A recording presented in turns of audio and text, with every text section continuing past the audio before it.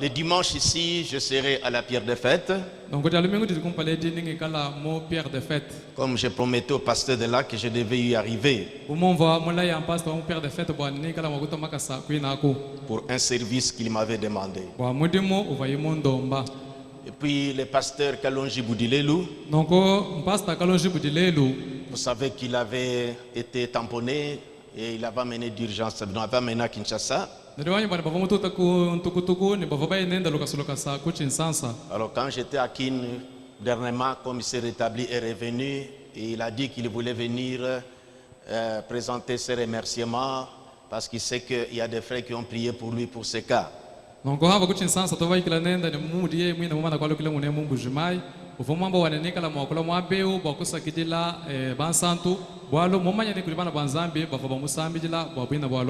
Alors je lui avais dit que tu es prédicateur, ce ne sera pas seulement un remerciement, alors tu pourras être le prédicateur du jour. Donc le dimanche, c'est passé Boudilelu qui va prêcher ici.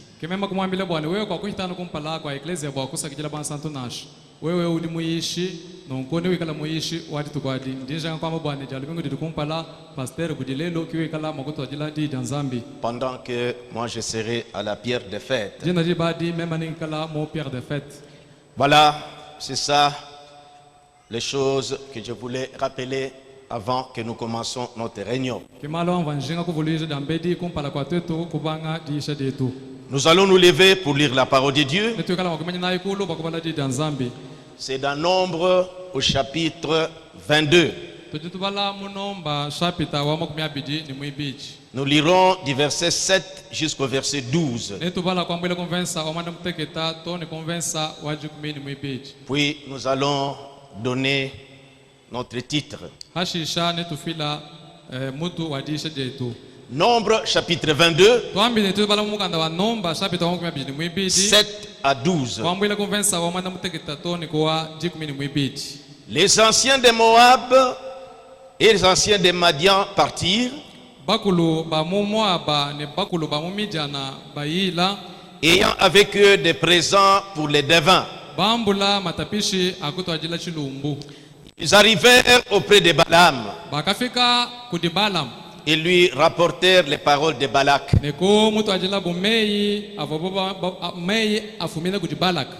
Balak leur dit, Balaam plutôt leur dit, passez ici la nuit et je vous donnerai réponse d'après ce que l'Éternel me dira. Et les chefs de Moab restèrent chez Balaam. Dieu vint à Balaam et dit, qui sont ces hommes que tu as chez toi? Balaam répondit à Dieu, Balak, fils de Tsippor, roi de Moab, les a envoyés pour me dire, voici un peuple est sorti d'Égypte. Il couvre la surface de la terre. Viens donc, maudis-le. Peut-être ainsi pourrais-je les combattre. Et les chasserai-je. Dieu dit à Balaam, tu n'iras point avec eux. Tu ne maudiras point ce peuple car il est béni. Seigneur Jésus, nous venons de lire ta parole et nous voulons parler. Assistez-nous, Père, sur ce que tu as mis dans notre cœur, car nous avançons au fur et à mesure. Tu connais nos besoins, ou nos manquements, ou ce que nous pensons faire. Toi qui as des yeux comme des flammes de feu, c'est toi qui sondes nos cœurs. Et tu places en nous ce qu'il faut dire à ton peuple. Car c'est toi le surveillant général. Sois avec nous. Au nom du Seigneur Jésus-Christ. Amen. Nous pouvons nous asseoir.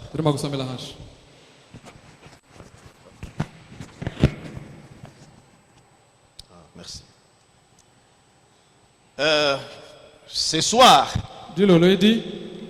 je donne un petit titre dans mon exhortation que j'appelle exhortation.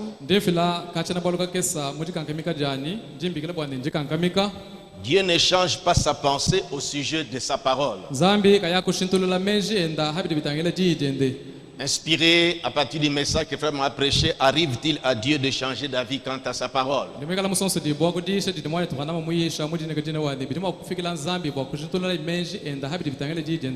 Suivons bien ce que nous venons de lire dans la Bible ici. Nous venons au jour le jour à l'église ici pour recevoir la parole de Dieu, pour nous perfectionner et essayer d'aligner notre vie conformément à la volonté de Dieu.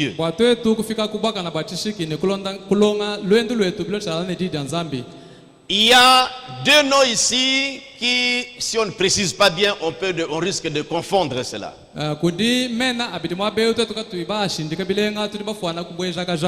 Il y a Balaam et Balak. Balak était le roi de Moab. Les Moabites donc. Et les Moabites, dans leurs origines, c'était l'enfant de Lot. Non, j'ai dit il est l'enfant de Lot. Ah. Lot avait eu cet enfant comment?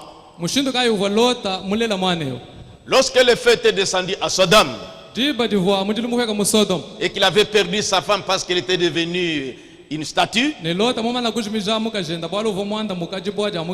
alors ses enfants, comme il n'avait que des filles, elles se sont dit, si nous restons comme ça et que notre papa arrive jusqu'à mourir, il n'y aura pas une postérité pour notre papa. Nous devons lui faire boire du vin. Quand il sera ivre, chacun de nous ira auprès de notre papa, comme mari et femme, et que nous puissions concevoir et garder la lignée de notre papa. Ils ont fait ça, ils ont fait boire Lot, et alors chacune est passée. Alors l'une d'elles, elle avait mis au monde cet homme qu'on appelait Moab.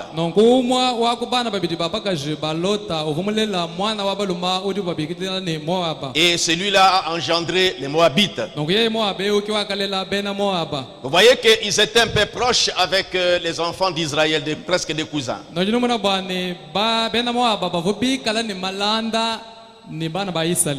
Alors suivez bien ce qui s'est passé. J'ai dit proches parents. Ah. Alors qu'est-ce qui s'est passé? Les enfants d'Israël, quand ils sortaient de l'Égypte et qu'ils progressaient vers la terre promise, ils ne suivaient que la conduite de la colonne de feu. Alors là, la colonne de feu, comme la colonne de feu avançait, eux aussi suivaient la direction. Maintenant,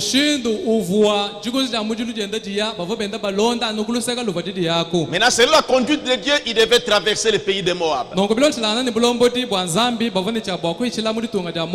Parce que quand ils avançaient, s'il arrivait qu'ils devaient traverser une nation, comme par exemple, vous vous rappelez lorsque dans Afdel venait d'entrer, et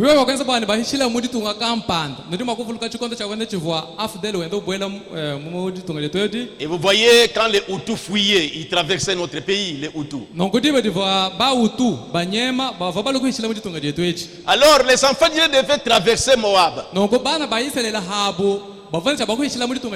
Alors il est arrivé, quand ça arrivait à un endroit,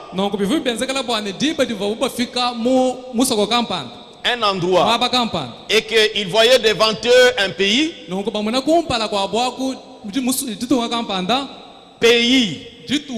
Et alors, il voyait que la colonne de feu les dirigeait pour traverser ces pays.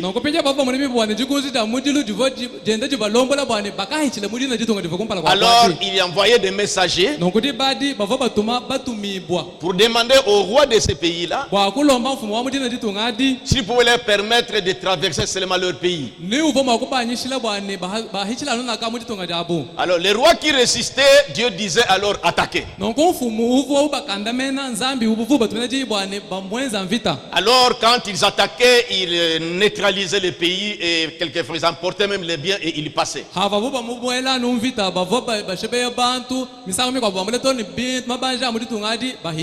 Alors, Balak avait remarqué, Balak était le roi des Moabites. Et Balaam était le prophète qui résidait en Moab. Alors, quand Balak a vu Israël déjà se diriger vers lui, et le peuple était terrorisé, il se plaignait. Alors, Balak, quand il a vu cela, la Bible dit comme ils ont appris ce que Dieu a fait avec les enfants d'Israël devant les nations qui le résistaient,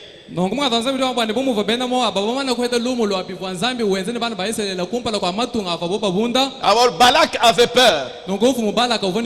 Mais parce qu'il savait que ce peuple-là s'appuyait sur Dieu. Et c'est Dieu qui combattait pour eux. Bon, eux aussi comptaient sur Dieu. Parce qu'ils avaient Balaam comme leur prophète.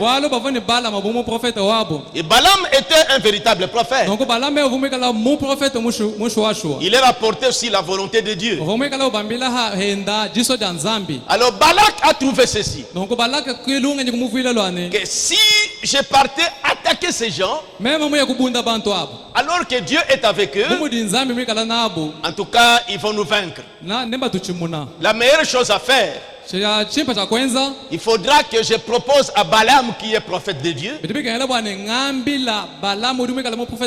comme il est serviteur de Dieu, qu'il prononce la malédiction sur ce peuple. Alors s'ils sont maudits, Dieu ne sera pas avec eux. Comme ça je pouvais bien les raser. C'est ainsi qu'il a envoyé des messagers. Nous sommes dans Nombre 22 au chapitre verset 5. 5. Il envoya des messagers auprès de Balaam, fils de Béor. Et il les a envoyés là-bas. Quel était le message qu'il avait envoyé? Voici un peuple est sorti d'Égypte. Il couvre la surface de la terre. Et il habite vis-à-vis de moi. Viens, je te prie. Verset 6. Maudis-moi ce peuple, car il est plus puissant que moi. Peut-être ainsi pourrais-je les battre et les chasserai-je du pays. Car je sais que celui que tu bénis est béni, et que celui que tu maudis est maudit. Alors les anciens là sont arrivés. Remarquez, les anciens de Moab, verset 7, et les anciens de Madian partirent, ayant avec eux des présents pour les devins. Voyez, c'est comme ça qu'on faisait. Même si on partait consulter un devin, on devait mener des présents, des dons pour lui donner. Alors comme on devait aller aussi chez le prophète Balaam, il devait s'amener des présents, des cadeaux.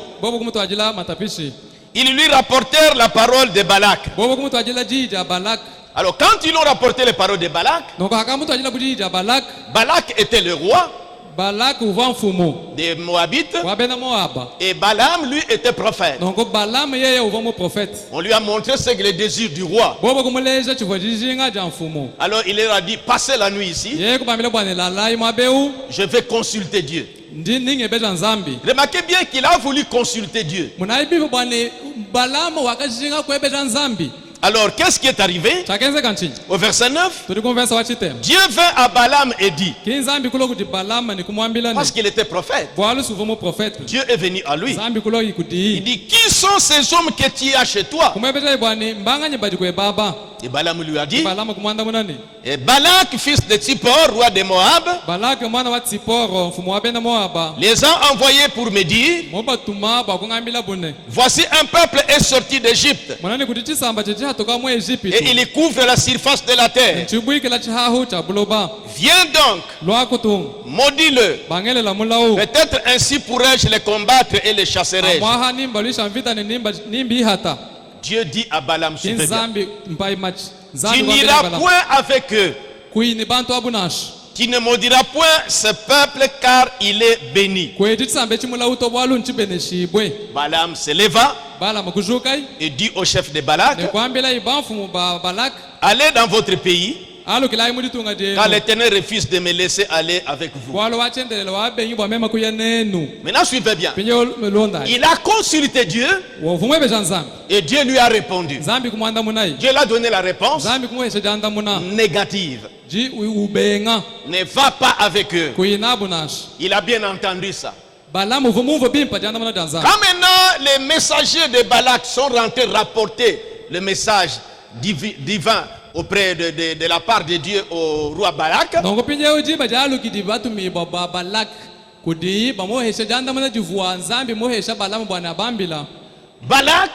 Balak a trouvé que non. Il faut toujours que vous persuadez cet homme. Il faut persuader les prophètes. Parce que ce qu'il dit, c'est ce qui va arriver. Qu'il me maudisse ce peuple. Ils sont allés, ils sont rentrés encore à nouveau.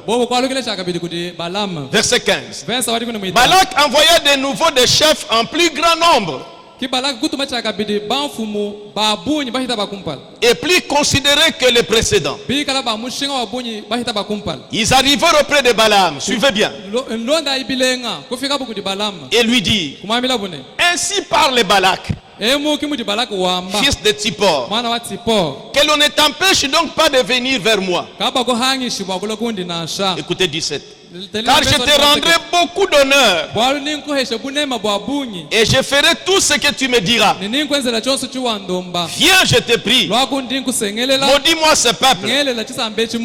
Balaam répondit et dit au serviteur, quand Balak me donnerait sa maison pleine d'argent et d'or, je ne pourrais faire aucune chose, ni petite, ni grande, contre l'ordre de l'Éternel mon Dieu. Maintenant, je vous prie, reste ici cette nuit et je saurai ce que l'Éternel me dira. Suivez bien. Dieu lui avait déjà dit, ne partez pas. Parce qu'il avait consulté. Maintenant, ces gens sont revenus. Balak dit, alors attendez, je vais consulter. Verset 20. Dieu vint à Balaam pendant la nuit et lui dit, puisque ces hommes sont venus pour t'appeler, lève-toi, va avec eux, mais tu feras ce que je te dirai. Balaam était joyeux, comme il y avait du profit, parce que le roi, la première délégation qui était venue, vous l'avez amené de présents. Mais quand il a consulté Dieu, Dieu a dit, n'y va pas.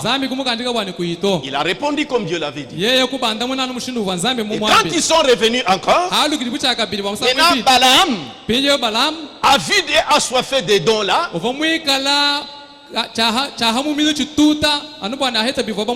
alors il leur a dit, attendez, je n'ai pas encore consulté. Alors Dieu, comme il a vu, et ce qu'il lui avait dit, Balaam, Quand les gens sont revenus, ils voulaient encore les consulter. Dieu lui a dit, allez-y alors. Balaam s'est levé rapidement. Il a prêté son âne, son ânesse. Verset 22. La colère de Dieu s'enflamma parce qu'il était parti. Et l'ange de l'Éternel se plaça sur le chemin pour lui résister. Balaam était monté sur une ânesse, sur son ânesse, et ses deux serviteurs étaient avec lui. Maintenant, suivez bien. Quand ces gens sont venus pour la première fois, suivez-moi très bien.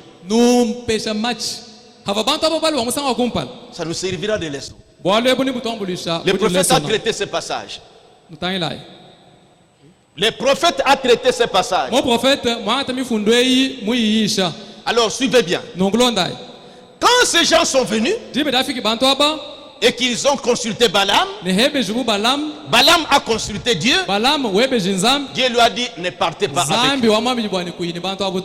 La réponse de Dieu était définitive. C'est pourquoi notre sujet c'est Dieu ne change pas sa pensée au sujet de sa parole. Mais les messages sur laquelle nous sommes, à partir duquel nous sommes inspirés, Trevor l'a prêché avec un titre comme une question. Arrive-t-il à Dieu de changer d'avis quand il s'agit de sa parole?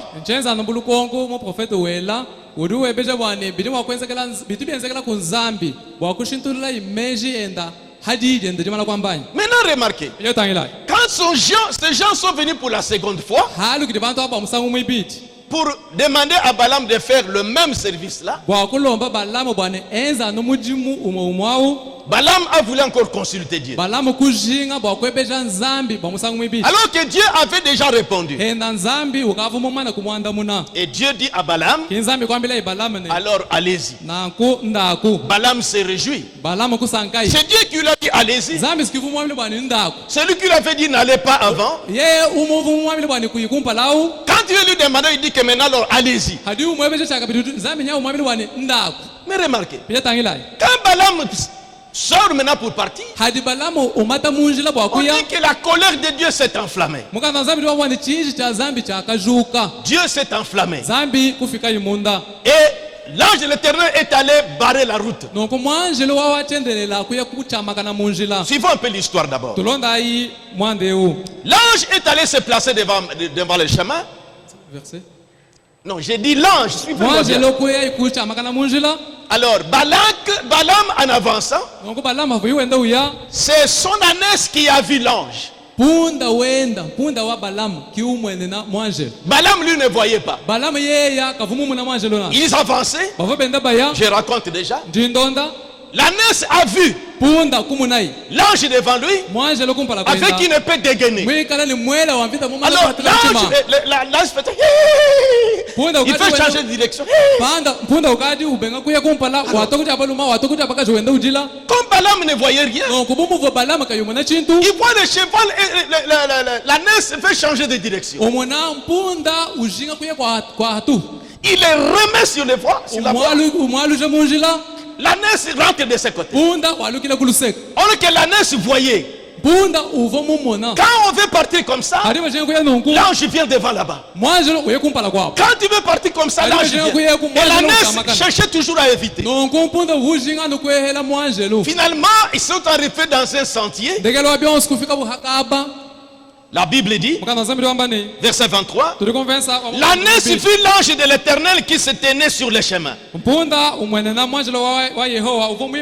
épée nue dans la main. Elle se détourna du chemin et alla dans les champs. Balaam frappa l'ânesse pour la ramener dans les chemins. L'ange de l'Éternel se plaça dans un sentier entre les vignes. Il y avait un mur de chaque côté. Suivez bien. Balaam ne voyait rien. Mais c'est là l'ânesse voyait l'ange. Et l'ange paraît toujours la route. C'était l'ange de l'Éternel. C'est Dieu qui lui a dit allez-y maintenant. Maintenant quand il s'engage, la colère de Dieu s'enflamme. Pourquoi encore? C'est lui qui a dit de partir. Et il envoie un ange pour lui barrer. Alors Balaam ne voyait pas cet ange. L'ânesse voulait fuir. Maintenant, se retrouvant dans ce sentier-là, où il y avait un mur ici, un mur là-bas, Balaam frappait l'ânesse pour avancer. L'ânesse faisait toujours comme ça. Et finalement, en faisant ça, il est allé blottir son pied contre les parois du mur. Il a tellement pressé parce que l'ânesse voyait l'ange. Et alors l'ânesse est tombée sur elle. Alors Balaam a commencé à frapper l'ânesse. Écoutez bien. Et verset 25.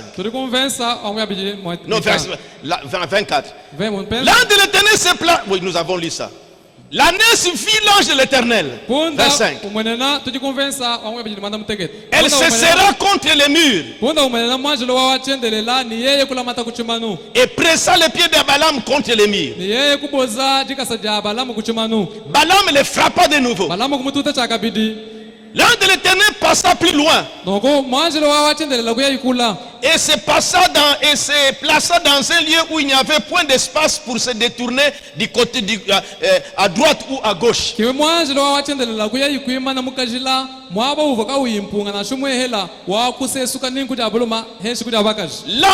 vit l'ange de l'Éternel et elle s'abattit sous Balaam. La colère de Balaam s'enflamma et frappa l'ânesse avec un bâton. L'ânesse s'est accroupie comme ça. Alors qu'ils étaient comme ça, Balaam a pris le bâton. Comment ça fouetter l'ânesse? Mais lève-toi, pourquoi?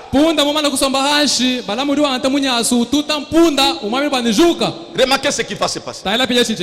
Verset 28. L'Éternel ouvrit la bouche de l'ânesse. L'animal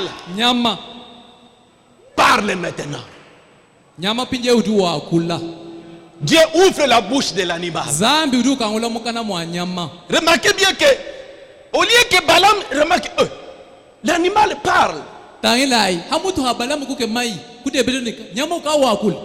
Mais lui, c'est dispute, donc c'est querelle avec l'animal. Verset 28. L'Éternel ouvrit la bouche de l'ânesse et elle dit à Balaam: que t'ai-je fait pour que tu m'aies frappé déjà 3 fois? Il remarque que l'animal lui parle dans la langue des humains.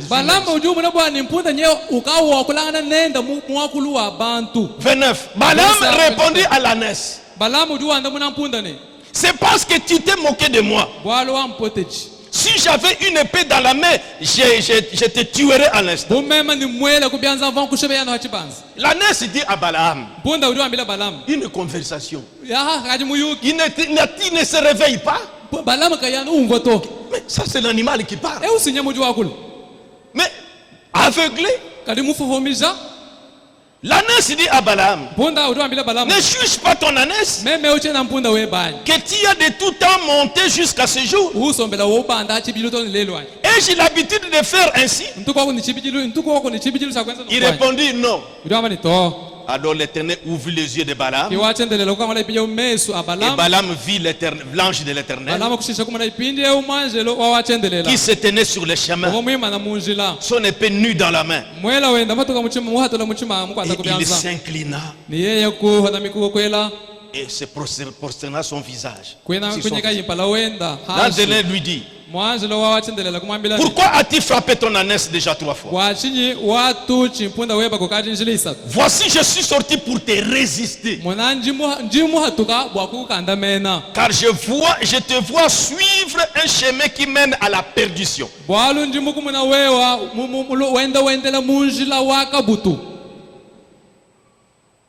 Nous devons nous poser la question. C'est Dieu qui lui dit, il lui a dit, allez-y. Maintenant il s'engage. Dieu vient barrer les chemins. Et quand on lui ouvre les yeux, parce que l'ange de l'Éternel c'est Dieu lui-même, et l'ange lui dit: je suis venu te résister parce que je vois que tu es tenté de suivre un chemin de la perdition. 33, il dit: l'ânesse m'a vu et elle s'est détournée devant moi déjà 3 fois. Si elle ne s'était pas détournée de moi, je t'aurais même tué.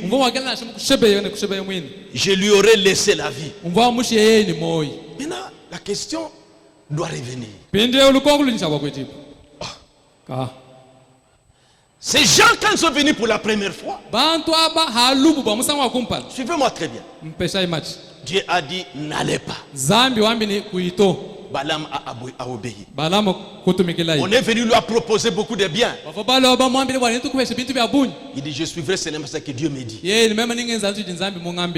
ils sont revenus la seconde fois, au lieu de rester dans la volonté, la première pensée de Dieu,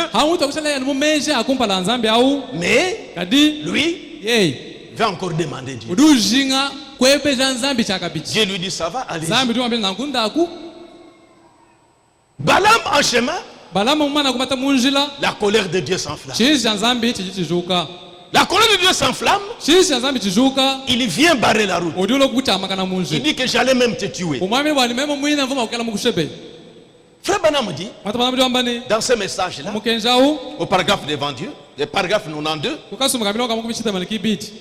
mais si les gens ne veulent pas marcher dans sa volonté parfaite, il a effectivement une volonté permissive. Traduisez-moi, je reprends. Mais si les gens ne veulent pas marcher dans sa volonté parfaite, il a effectivement une volonté permissive dans laquelle il vous laissera marcher. Maintenant ici je voudrais faire ressortir les déclarations du prophète. Comment il nous donne une leçon dans cette matière. Remarquez, il permet, d'accord, mais il fera en sorte que cela concourt à sa gloire dans sa volonté parfaite. C'est pourquoi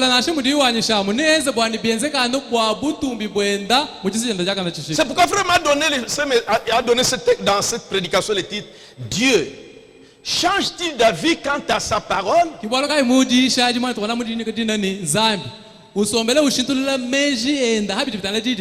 C'est pourquoi moi je voulais rendre ça un peu plus clair. Dieu ne change pas sa pensée au sujet de sa parole. Quand Dieu a dit une parole, vous l'avez consulté, vous avez remarqué ce qu'il a dit, restez avec ce qu'il vous a dit. Que le désir ne puisse vous amener à chercher encore une autre réponse. Dieu a vu les pensées qui étaient dans Balaam. Balaam désirait cet argent-là. Balaam désirait cette histoire, cette gloire-là. Alors que Dieu lui avait déjà dit: n'allez pas. Mais quand ces gens sont revenus avec des biens plus qu'avant, Balaam a trouvé qu'en tout cas ça, il dit attendez, je vais encore consulter.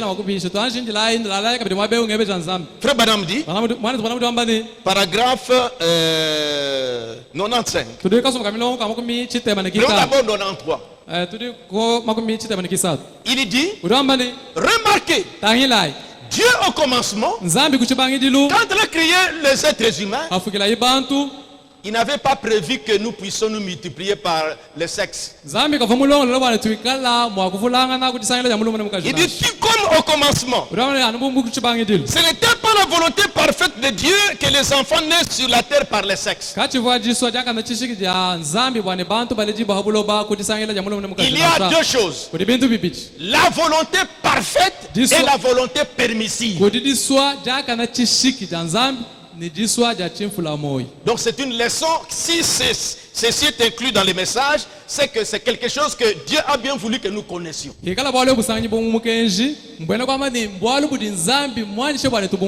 À Dieu, il y a deux volontés. Il y a la volonté permissive et la volonté parfaite. La première réponse que Dieu avait donnée à Balaam, c'était ça la volonté parfaite. Parce qu'il avait bien dit, ne les maudis pas, car ce peuple est béni. Et c'était le peuple de Dieu. Balaam devait savoir ça. Mais quand Balak lui a fait pression, il est rentré encore pour la deuxième fois. Parce que dans son cœur, il voulait une autre réponse. Et alors Balaam a cédé. J'ai dit Balaam. Il est allé maintenant encore consulter Dieu. C'est une leçon importante pour nous dans la vie. Voyez? Vous consultez Dieu. Dieu vous répond. Mais comme ça ne cadre pas avec ce que vous avez en pensée, vous voulez qu'il vous réponde comme vous voulez. Vous revenez encore consulter. Pour que ça soit comme toi tu veux. Dieu qui voit ton cœur, sa volonté parfaite, il t'avait déjà donné ça. Maintenant tu veux une volonté permissive. Frère Branham dit, paragraphe 95. Ainsi donc, Dieu ne change jamais d'avis à propos de quoi que ce soit. Seulement il vous permettra de continuer. Voyez? Il te permettra de continuer. Mais en fin de compte, il fera toujours que sa volonté parfaite arrive. Voyez, il a dit à Balaam, ça va, allez-y. Comme c'était ça le désir de son cœur, il a arrangé des histoires avec joie. Il est monté et il est parti. Mais Dieu, on dit que la colère de Dieu s'est enflammée. Combien quelquefois dans ce que nous voulons que Dieu fasse pour nous, alors que nous avons déjà eu la réponse. C'est pourquoi j'appelle ça une exhortation. Au paragraphe 97, il dit mieux vaut avoir la volonté de Dieu. C'est ce qu'il nous a enseigné. Que ta volonté soit faite. Que ton règne vienne. Que ta volonté soit faite. Nous devons nous soumettre à sa volonté et à sa parole. Ne la mettez pas en doute. Croyez-la. N'essayez pas de trouver un moyen de la contourner. Prenez-la simplement telle qu'elle est. Je vais arriver à quelque chose quand je pose ça. Tellement de gens veulent la contourner. Prendre un autre chemin. Et quand vous le faites, vous constaterez que vous continuez comme ça. Tu peux voir que Dieu bénit. Il faut constater que Dieu vous bénit. C'est ça que le prophète dit. Mais vous êtes en train d'œuvrer dans sa volonté permissive. Et non dans sa volonté divine parfaite. Il le permettra. Comme je l'ai dit. Mais il ne laissera pas cela être sa volonté parfaite.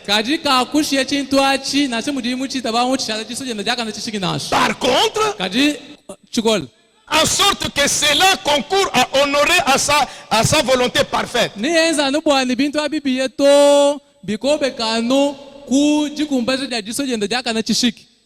Remarquez cette leçon avec Balaam.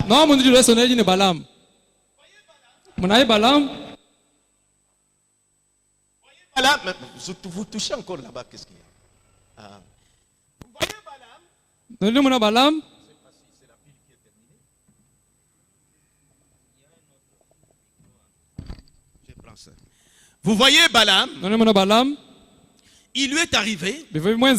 Ça, c'est une grande leçon que nous devons tirer.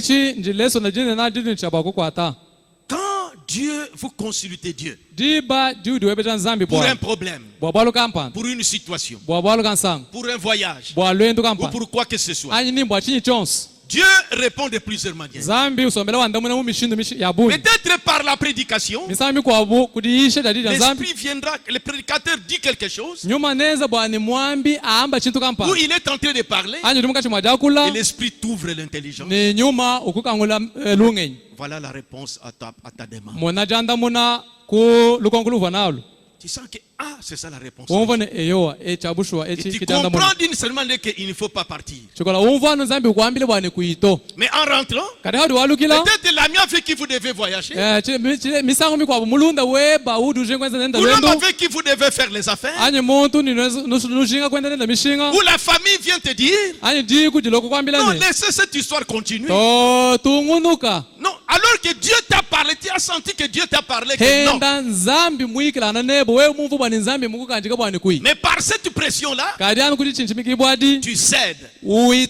Tu dis que je vais encore demander à Dieu. Tu pries. Peut-être tu ouvres la Bible par hasard. Tu trouves comme une réponse positive pour aller. Alors je vais partir. Mais tu t'en vas, fiasco.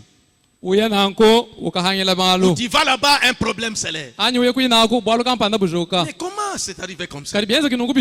Frère Branham dit, remarquez ceci. En tant que prophète de Dieu, non, il parle de Balaam. Paragraphe 134. Remarquez ceci. En tant que prophète de Dieu, dès le départ, il n'aurait pas dû se faire prendre dans un groupe comme celui-là. Il n'aurait pas dû aller avec eux.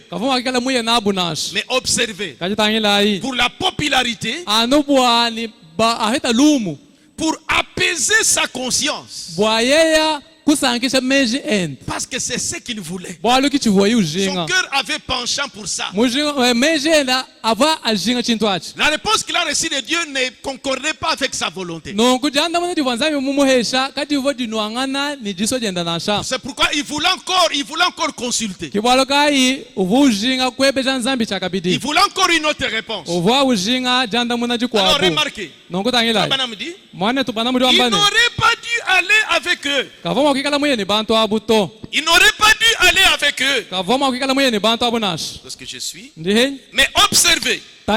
Pour la popularité, vous voyez, pour apaiser sa conscience, il a dit, eh bien, passez la nuit ici. Je vais essayer de nouveau. Vous voyez? Je vais essayer de nouveau. Pourquoi veux-tu essayer de nouveau? Dieu lui avait déjà dit ce qu'il fallait dire. Dieu avait dit, dis-leur que tu n'y vas pas. C'est sa parole originelle. C'est sa parole originelle. Je n'y vais pas. Non. Non, n'y va pas.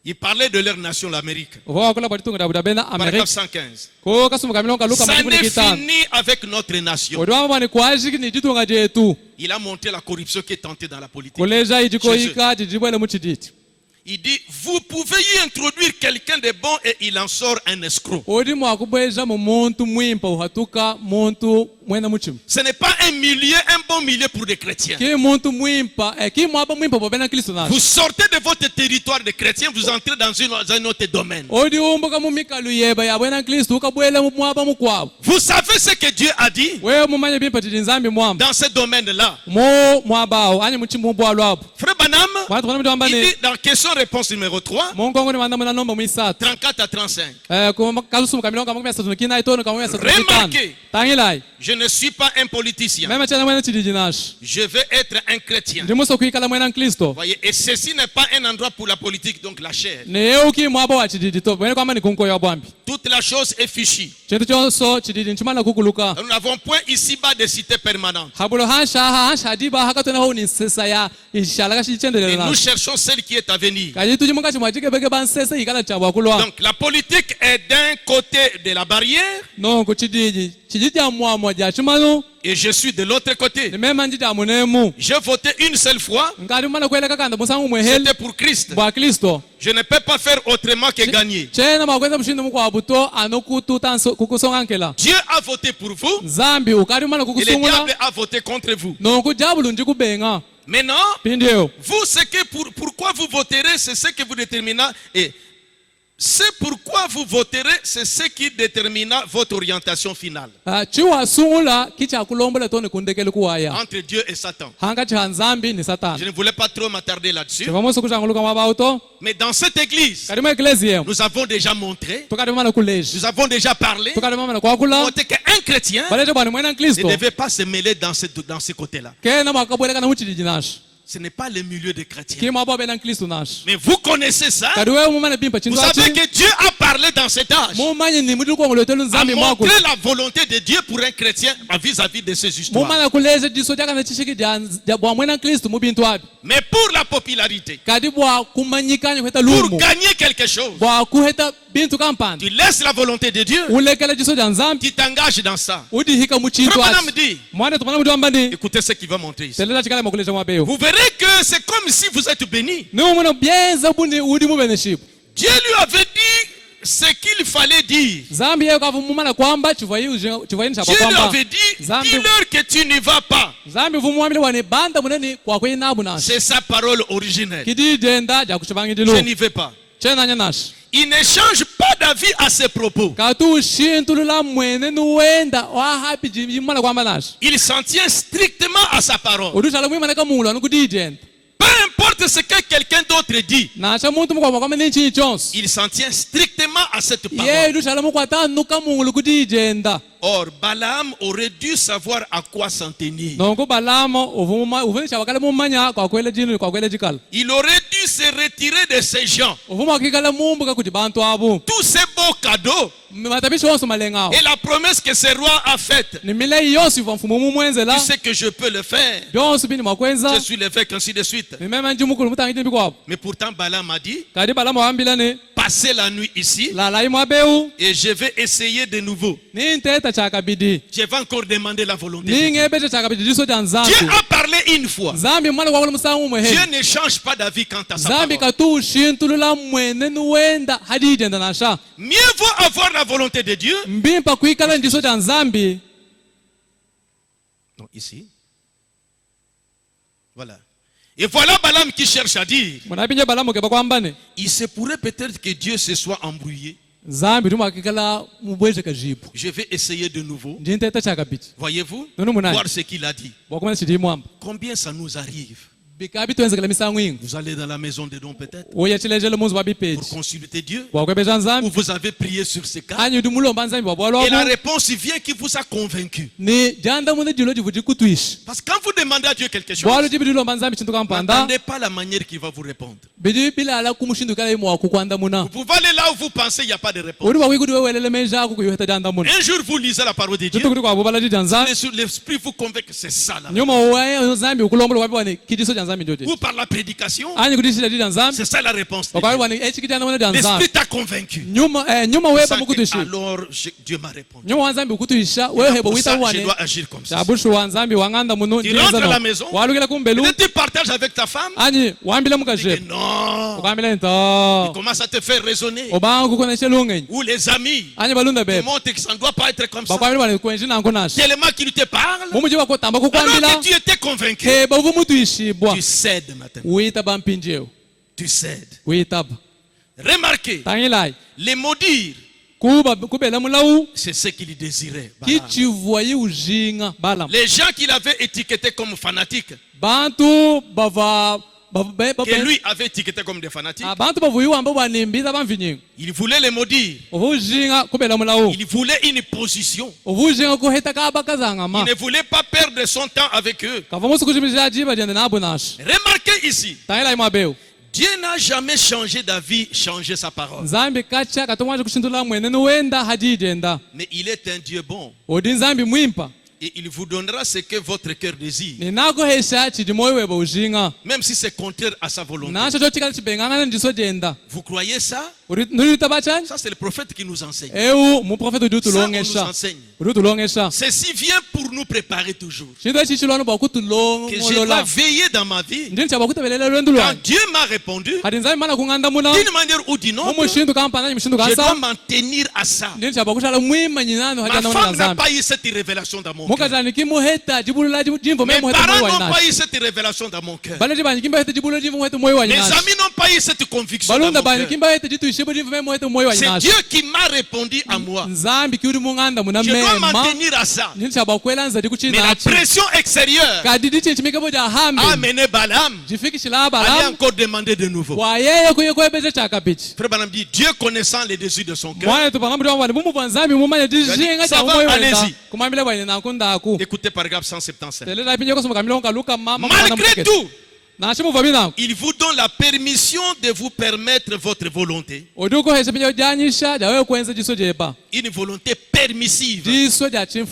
C'est ce qu'il y a dans votre cœur. Et ce qu'il y a dans votre cœur, il le sait. Ce qu'il y a dans votre cœur, il le sait. Il t'avait déjà répondu. Mais tu insistes toujours. Quand il t'a répondu, cela a convaincu ton cœur. Et pour ça, Dieu ne veut pas. Je ne veux pas avancer. Il t'a convaincu. Mais la pression extérieure. Vous dites, eh bien frère Branham, j'ai fait telle et telle chose. Ça ne me dérange pas. Dieu me bénit tous les jours. Je chante par l'esprit. Je danse par l'esprit. Combien nous avons des gens comme ça? Vous exagérez avec vos histoires. Voyez-moi, je fais quand même ça et ça. Quand j'entreprends ça, voyez comment je suis béni. J'ai quand même des femmes. Je fais ceci. Tu connais bien ma vie. Voici comment Dieu m'a béni. Dieu me bénit toujours. Vous exagérez avec votre rigueur là. Vous exagérez. Trichez un peu comme ça, vous ne voulez pas. Vous allez mourir comme ça. Parce que moi je n'ai pas cru le message. Dieu me bénit. Je connais ma vie. Je sais ce que je fais. Et finalement, tu commences à réfléchir. C'est vrai. Moi je suis strict comme ça. Je ne progresse pas. Mais lui progresse. C'est que je me prive seulement envers. Il dit, eh bien frère Branham, j'ai fait telle et telle chose. Ça ne me dérange pas. Dieu me bénit tous les jours. Je chante par l'esprit. Je danse par l'esprit. Il le permettra. Mais qu'allez-vous faire? Pourtant, vous direz, pourtant il prospère. Direz-vous. Vous ne pouvez pas croire cela en vous basant sur la prospérité. Vous ne pouvez pas juger Dieu en vous basant sur la prospérité. Le monde prospère. Balaam a prospéré grâce à ça. Mes frères, jugez Dieu en vous basant sur sa parole. Il tient sa parole et l'identifie comme étant la vérité. Donc souvenez-vous, mon ami, aussi longtemps que vous vivrez, surtout n'oubliez pas ceci, c'est le prophète qui parle. Surtout n'oubliez pas ceci. Dieu ne change pas d'avis. Pourtant il bénira. Il vous laissera agir selon sa volonté permissive. Mais il ne changera pas d'avis. Il ne changera pas son plan. Il ne changera pas sa parole pour vous. Non, messieurs. C'est à vous de changer. Vous ne pouvez pas faire correspondre la parole de Dieu à votre expérience. Vous ne pouvez pas faire correspondre la parole de Dieu à votre expérience.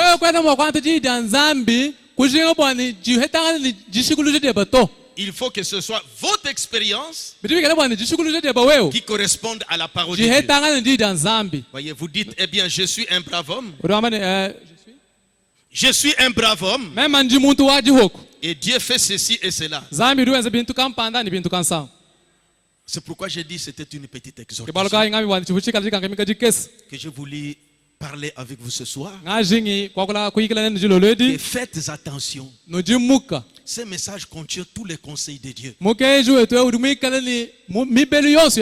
Ce message, Dieu chantit David quant à sa parole. C'était nécessaire que le prophète parle de ça. Toute écriture est inspirée. On a pris le cas de Balaam. Cet homme, quand on est venu le consulter, il a consulté Dieu. Dieu lui a répondu. La première réponse de Dieu, c'est ça la réponse de la volonté parfaite. Tenez-vous à ça. Quand ces gens sont revenus encore, avec beaucoup de promesses, avec beaucoup de pression, Balaam a réfléchi. Il a rejeté ce que Dieu lui a dit. Il est allé encore consulter. Parce que dans son cœur, il voulait que la réponse vienne comme il le veut. Frère Branham dit, Dieu qui connaît votre cœur, je lui ai répondu, il n'écoute pas. Il veut toujours le désir de son cœur. Allez-y. Ah, Dieu m'a répondu. Vous allez, et c'est un accident.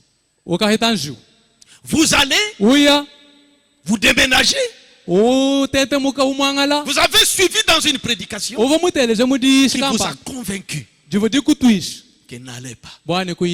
Ne faites pas ça. J'ai dit qu'en tout cas, aujourd'hui, Dieu vient me répondre. J'ai prié et en tout cas, j'ai trouvé que maintenant, Dieu m'a répondu. Et en rentrant, soit les parents, ou soit l'ami, ou ceux qui vous appelaient, comment, tu ne viens pas? Bon, j'ai pris, venez. Non, moi je sais, venez. Maintenant, comme Balaam, je vais encore prier. Vous priez? Silence. Vous priez? Oh Seigneur, je vais ouvrir la Bible. Là où je poserai mon doigt, que ce soit ta réponse, Seigneur. Tu lis? Tu vois comme le contexte montre que allez-y. Parce que c'est ça le désir de ton cœur. Maintenant Dieu m'a répondu. Tu as oublié qu'il t'avait déjà dit. Comme Balaam. Suite à la pression, Dieu te donne la volonté permissive.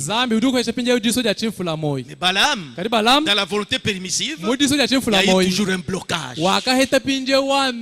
L'ange j'ai venu lui barrer la route, il ne comprenait pas. Il a coincé son pied contre les murs. Maintenant, l'accident qui va t'amener à la fracture. Tu n'as pas toujours compris. Tu forces toujours à partir. Je ne parle pas seulement de ce cas-là, de voyage, de déménagement, mais beaucoup de choses qui nous arrivent. Même pour s'engager dans une voie d'activité commerciale. Seigneur, avec cet argent, qu'est-ce que je peux faire? Tu attends, tu t'attends. Pas seulement un jour en prêchant, tu sens que Dieu ouvre la porte. Mais l'autre ami te dit non, allons dans telle voie. Dieu t'a montré cette voie ici. L'autre a fait tellement de commentaires. Voyez Calémie, voyez ce que nous faisons là-bas. Voyez Calémie, voyez l'autre. Maintenant tu t'embrouilles encore. Tu t'engages dans cette voie-là. Tout tombe en morceaux.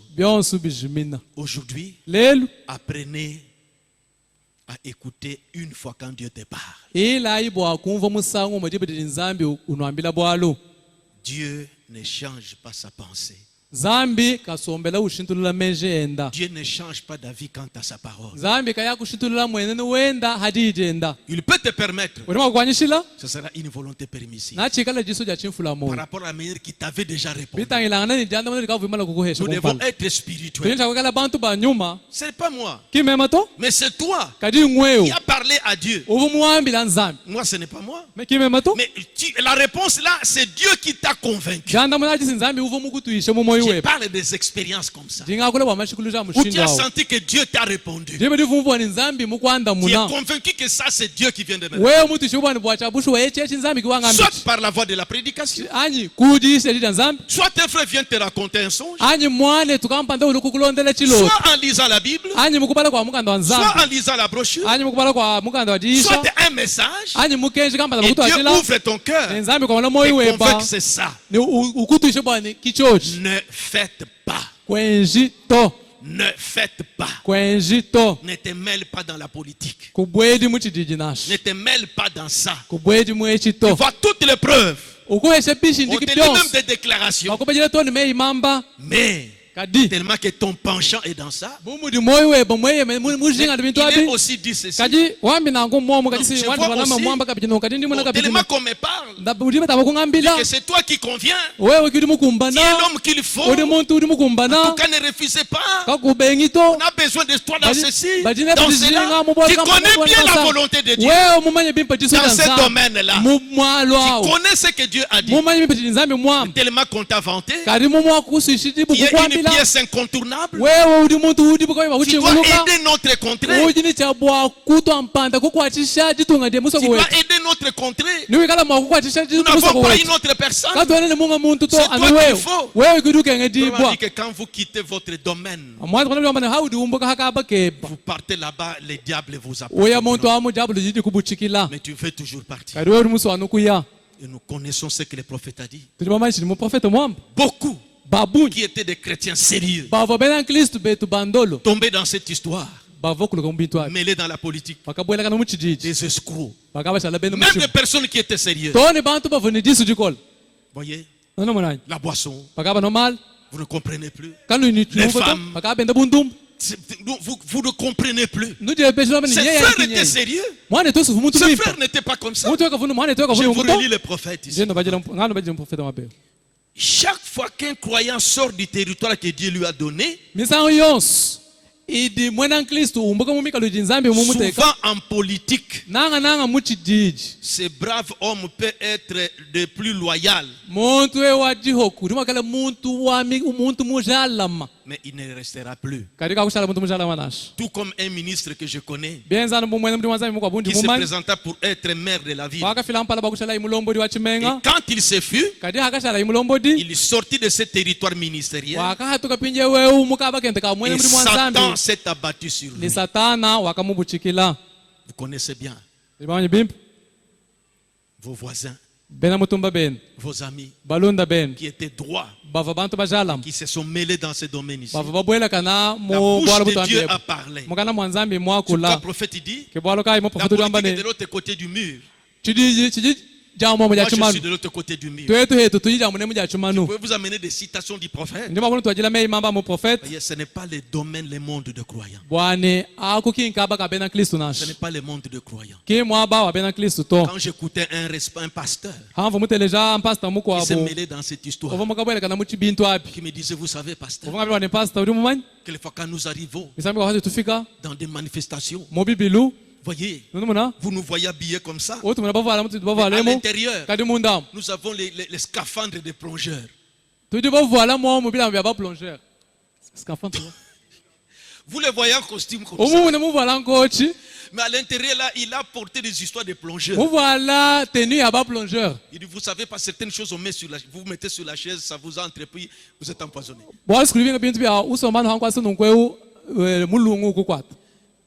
En scaphandre. On mange comme ça, on s'excuse un peu, on part dans la toilette, on met les doigts. Mais qu'est-ce que vous cherchez dans cette domaine? Pour aller vomir, sinon ça vous terminez à manger vous par là. Mais pourquoi tu restes dans cette milieu? Ce n'est pas ton milieu. Vous voyez?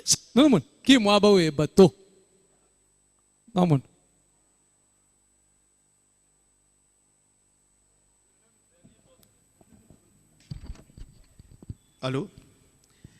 Bon, voilà, je m'arrête là peut-être. C'est Dieu qui faisait pourquoi.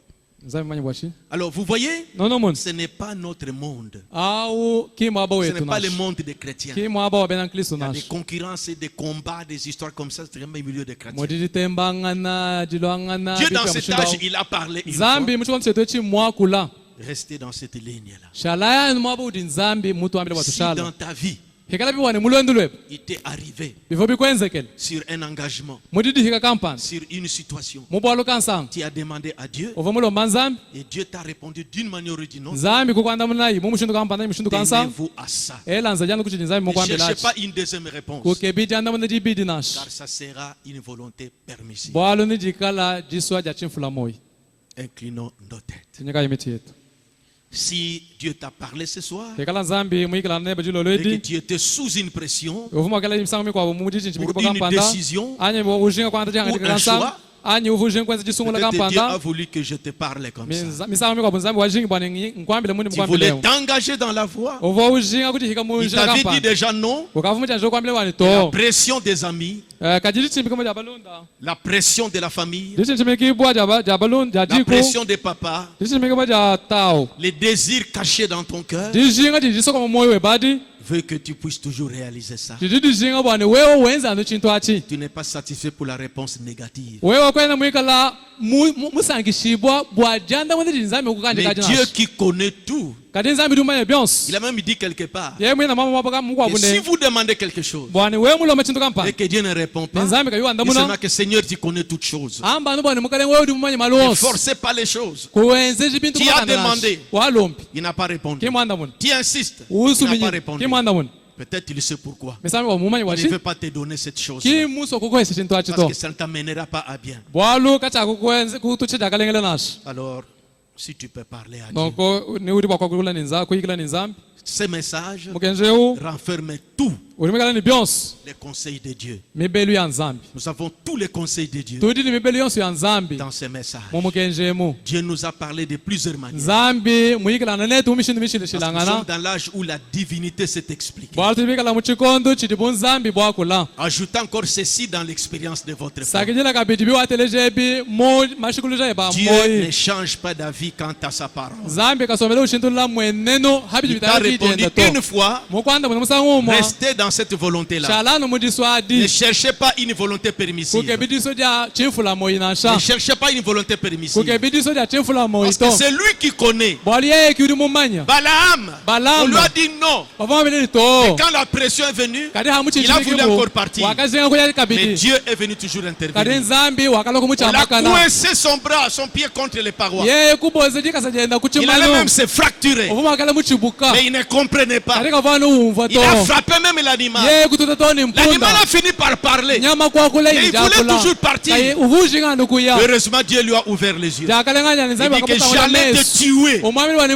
J'allais te tuer. Dieu, la colère de Dieu s'est enflammée. Cet enfant, mon fils ici, ma fille ici, je lui ai dit non. Il veut toujours s'en aller. Il veut toujours s'engager dans ce monde. J'allais te tuer. J'allais te tuer. Et cet accident-là allait t'amener à la mort. Parce que tu n'as pas compris. Tu as senti le matin. Ne sortez pas. Ne faites pas ça. Et tu es quand même parti. Et voilà des conséquences. Le message contient tous les conseils de Dieu. Aujourd'hui, il faut écouter la volonté parfaite. Ne cherchez pas la volonté permissive. Le message contient tous les conseils de Dieu. Dieu a envoyé ça pour préparer son épouse.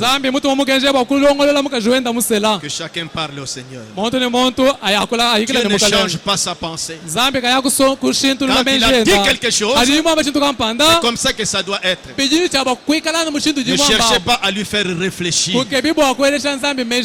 Surtout s'il t'a répondu et que tu es convaincu que c'est ça sa réponse. Tenez-vous à ça. C'est comme ça que Dieu agit. Voilà les conseils de Dieu pour nous.